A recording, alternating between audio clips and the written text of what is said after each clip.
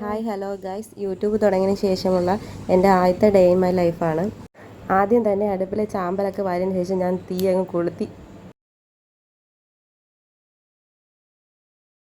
വീട്ടിലെ അംഗങ്ങളെ അനുസരിച്ച് അരിയെടുത്ത് കഴുകി.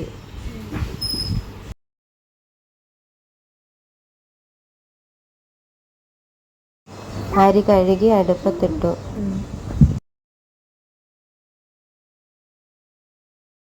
അതിനുശേഷം രാവിലത്തെ കാപ്പിക്കുള്ള പണി തുടങ്ങി മക്കളെ. പിന്നാലെ വരും. രാവിലെ ഞാൻ ദോശയാണ് ചുട്ടത്. മോൾക്ക് കൂടുതലും ഇഷ്ടം ദോശ കഴിക്കാനാണ് ഇഷ്ടം.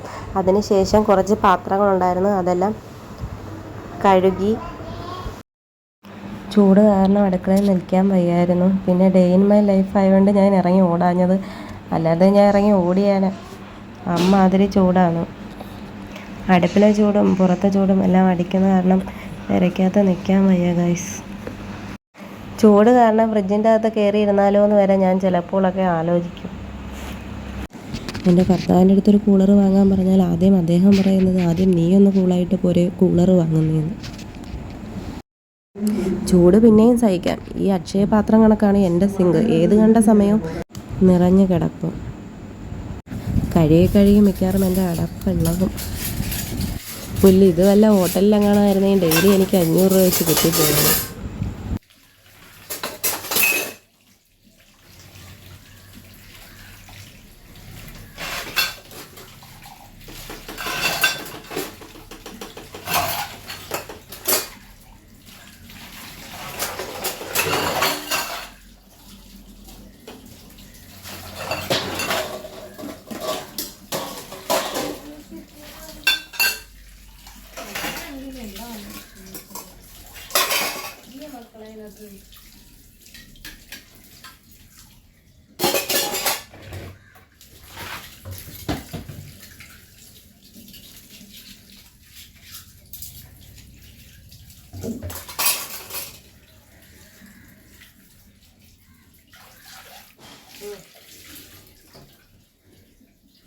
പാത്രമെല്ലാം കഴുകി തീർന്നതിന് ശേഷം കുറച്ച് ബീഫ് ഇരിപ്പുണ്ടായിരുന്നു, അതെല്ലാം അരിഞ്ഞ് കഴുകി വൃത്തിയാക്കി.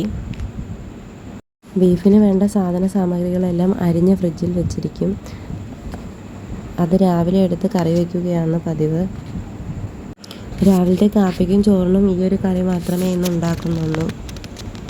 ഇറച്ചി ഇന്നലെ വാങ്ങിച്ചുകൊണ്ട് വന്നപ്പോഴെല്ലാം കഴുകി വെച്ചതാണ്. പിന്നെ ഇന്ന് ഒന്നുകൂടെ കുറച്ചും കൂടെ കഴുകുന്നതേ ഉള്ളൂ.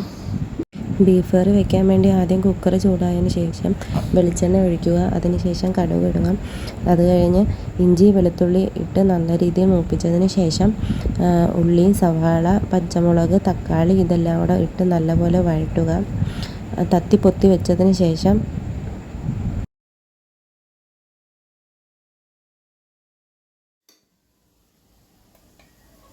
പൊടി ഐറ്റംസ് എല്ലാം ഇടുക. മുളക് പൊടി, മല്ലിപ്പൊടി, മഞ്ഞൾപ്പൊടി, കുറച്ച് ഗരം മസാല എല്ലാം കൂടെ ഇട്ട് നല്ല രീതിയിലൊന്ന് ഇളക്കി യോജിപ്പിക്കുക. ഈ പൊടിയുടെ പച്ചമണം മാറുന്നത് വരെ നല്ല രീതിയിൽ ഇളക്കി കൊടുക്കുക. അതിനുശേഷം കഴുകി വൃത്തിയാക്കി വെച്ചിരിക്കുന്ന ബീഫ് ഇട്ട് കൊടുക്കുക. നല്ല രീതിയിൽ ബീഫും മസാലയുമായി യോജിപ്പിക്കുക. കുറച്ച് ചൂടുവെള്ളവും കൂടി ഒഴിച്ച് കൊടുത്തതിന് ശേഷം ഉപ്പിടുന്ന വീഡിയോ എങ്ങോട്ടോ മിസ്സായിപ്പോയി. എനിക്കറിയാൻ വയ്യ അത് എങ്ങോട്ട് പോയെന്ന്.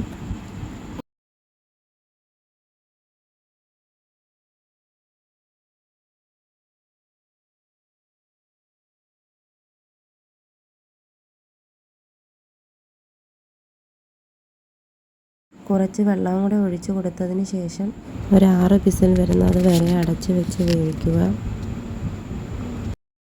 ബീഫ് കറി വെന്തതിന് ശേഷം ഞാനും മോളും കാപ്പിയെല്ലാം കഴിച്ചു. ലൂസ് മോഷൻ വന്നാലൊക്കെ തെറിച്ച് പോകുന്നത് എങ്ങോട്ടാണെന്നറിയാം. ഈ ജനൽ തുറന്നിടാനാണ്. ജനലെല്ലാം തുറന്നിട്ടതിന് ശേഷം അവിടെ എല്ലാം തൂത്ത് വൃത്തിയാക്കി. സ്കൂൾ അടച്ചതിന് ശേഷം മോള് വീട്ടിലുണ്ടായതുകൊണ്ട് പെര നിറയെ പൊടിയും മണ്ണുമാണ്. ദിവാങ്കോട്ടിലെ ഷീറ്റൊക്കെ ഞാൻ ഒന്നുകൂടെ തട്ടിക്കുടഞ്ഞ് വിരിച്ചു. പെരയെല്ലാം വൃത്തിയാക്കിയതിന് ശേഷം കുറച്ച് തുണി കഴുകാനുണ്ടായിരുന്നു. പിന്നെ കയ്യിൽ കിട്ടിയ കുറച്ച് കടച്ചാടി തുണിയെല്ലാം വാരി കഴുകി. സത്യം പറഞ്ഞാൽ തുണിയൊന്നും കഴുകുന്നതിനോട് എനിക്ക് വലിയ താല്പര്യമില്ല. അതുകൊണ്ടാണ് എൻ്റെ മോന് ഇങ്ങനെ കടന്തല കുത്തിയ കണക്കിരിക്കുന്നത്.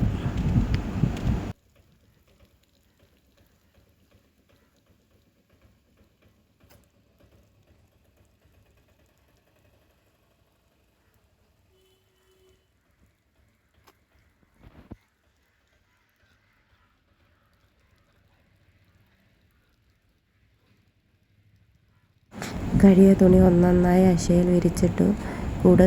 കൂടെ സഹായിക്കാൻ വേണ്ടി കുപ്പിയിൽ നിന്ന് ഇറങ്ങി വന്ന ഒരു കുട്ടി ഭൂതമുണ്ട് ഞങ്ങളുടെ വീട്ടിൽ. തീരുമ്പോൾ ഈ കുരുപ്പ് എനിക്ക് പണി തന്നുകൊണ്ടേയിരിക്കും.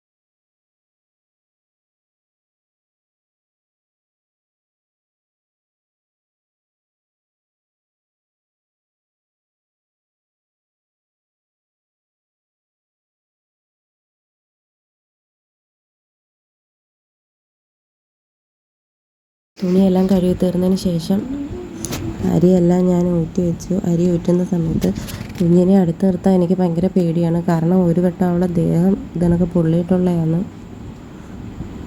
അതുകൊണ്ട് ഞാൻ അവളെ ദൂരെ മാറ്റി നിർത്തും. പിന്നെ 5 മണിയായപ്പോഴത്തേനും ഞാൻ തൂക്കാനായിട്ട് ഇറങ്ങി. ഉച്ചയ്ക്ക് ചോറൊന്നും തിന്നില്ല. കാരണം 5 ദോശ തിന്നയായിരുന്നു. അത് കാരണം ചോറിനാൻ വയറ് വിശന്നില്ലായിരുന്നു.